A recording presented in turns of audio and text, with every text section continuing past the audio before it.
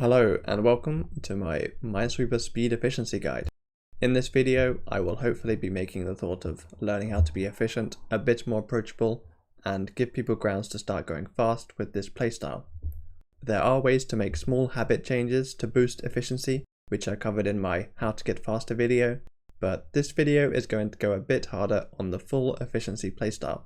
This will cover the basis of efficiency in general, but do note that this is coming from a speed efficiency viewpoint rather than how to start getting to the top of any maximum efficiency leaderboards. Let me start by going over what it means to play efficiently. Any piece of logic that you have to solve in Minesweeper can be cleared in two different ways: by flagging and then cording, or by left clicking on the cells, also known as no flagging. Depending on the situation, one of these may require less clicks. Playing efficiently is completing a board using as few clicks as possible by choosing the best way to clear each section. For a short and sweet version of why you'd want to learn this, going faster is the goal. Being more efficient means you have to click less, so if you can go the same speed but click less, you will be getting quicker times. There are always growing pains with implementing changes like this, where you will need to slow down to get used to new habits, but it does unlock more potential to go faster in the end. Let's jump into how to approach playing like this.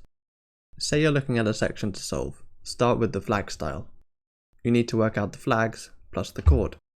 So how many flags are needed and how many spaces the following chord clears. So for this example, it would be 1 flag for 3 clears. You might think that the next step would be retracing your steps to solve it again in the no flag style, to let you compare and choose which one to go with. However, doing the whole thing again starts to become too many steps to be able to translate very quickly, especially throughout an entire board. No flag clearing is always 1-to-1. Each click uncovers 1 square. So for no flag, you will always clear the same number of clicks that you put in. What this means is that if you work out the flag style, then you can already make your decision. The number of flags plus 1 for the chord click. If this is more than the number of clears that you get, then you can just automatically no flag instead. Because for no flag, you will never put in more than you will get out. You're essentially checking if flagging passes the efficiency check, and if not, you no flag. This boils down to an easy set of rules of when you should flag. Placing 1 flag needs to clear at least 2. Placing 2 flags needs to clear at least 3, and placing 3 flags needs to clear at least 4. I would say etc., but if you've placed more than 3 flags at once, then you've probably done something wrong. Ideally, the majority of your chords will be from placing 1 flag at once. 2 flags at once is less commonly the right move, and then 3 is pretty rare to be the right move. But what do you do when the values are even, where flagging and no flagging give you the same number of clicks in and the same number of clears out? For example, 1 flag for 2 clears, 2 flags for 3 clears, etc.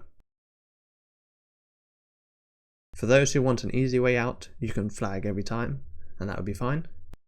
There will be an advanced speed efficiency video where I go into some further details on this and more, but for now let's keep it simple. If you want the basic version of how to play efficiency, get your number of flags, get how many clears it would give. If number of clears is bigger than number of flags, flag chord. Otherwise, left click the ones your flag chord would have cleared. Let's give a quick demonstration of what this looks like in game. This first click comes from a 1-1 pattern which doesn't identify any mines, so that's simply a left click, but with the next click we can identify a mine using this 2. Let's highlight the potential flags in red and the clears that it would give in blue. So here we can see that for 1 flag we can get 4 clears. The flagging and chording option would take 2 clicks for 4 clicks worth of clearing, so we can go ahead with the chord. Next, we can assess this mine. 1 flag for 3 clears, so we can chord. 1 flag for 3 clears again, which reveals a free chord here. You can say that this is 0 flags for 3 clears, so clearly worth the chord. Following the rule, any chord for free will always be worth doing. Here we can see 2 mines at the side. This gives 2 flags for 1 clear, so we no flag. This has now given us 1 flag for 2 clears, an example of the clicks being even. Both sides requiring 2 clicks for 2 clears. As mentioned, let's default to flagging. 2 flags for 1 clear, no flag. 1 flag for 3 clears, cord. 1 flag for 2 clears, cord. 1 flag for 1 clear, no flag.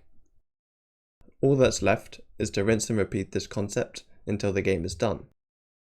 This game finishes with an efficiency of 103% and a time of 76 seconds.